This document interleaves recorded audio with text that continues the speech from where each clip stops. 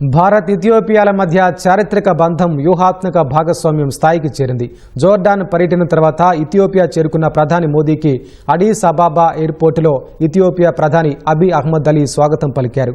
Coffee విందు, friendship park, friendship square సందర్శన తర్వాత హోటల్ చేరుకున్న ప్రధానికి ప్రవాస భారతీయులు ఆత్మీయ స్వాగతం పలికారు. ఈ సందర్భంగా హిందీ పాట ఐసా దేశాయి మేరాను ఆలపిస్తూ కళాకారులు నృత్యం చేశారు.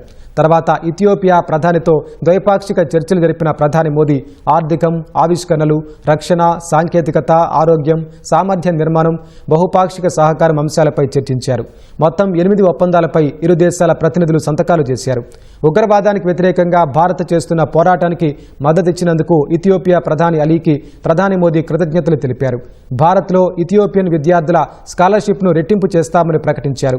రెండు దేశాలు శాంతి, మానవాళి సంక్షేమానికి కట్టుబడిన ప్రజాస్వామ్యాలని, గ్లోబల్ సౌత్ భాగస్వాములని మోదీ గుర్తు చేశారు. ప్రధాని మోదీకి ఇథియోపియా అత్యున్నత పురస్కారం the great honour Nishan of ఇథియోపియాను ఆ దేశ ప్రధాని అహ్మద్ అలీ ప్రదానం చేశారు. ఈ అవార్డు అందుకున్న తొలి విదేశీ నేతగా మోదీ చరిత్ర సృష్టించారు. ఇవాళ ఇథియోపియా పార్లమెంటులో ప్రసంగించనున్న ప్రధాని మోదీ అనంతరం ఒమన్కు చేరుకుంటారు.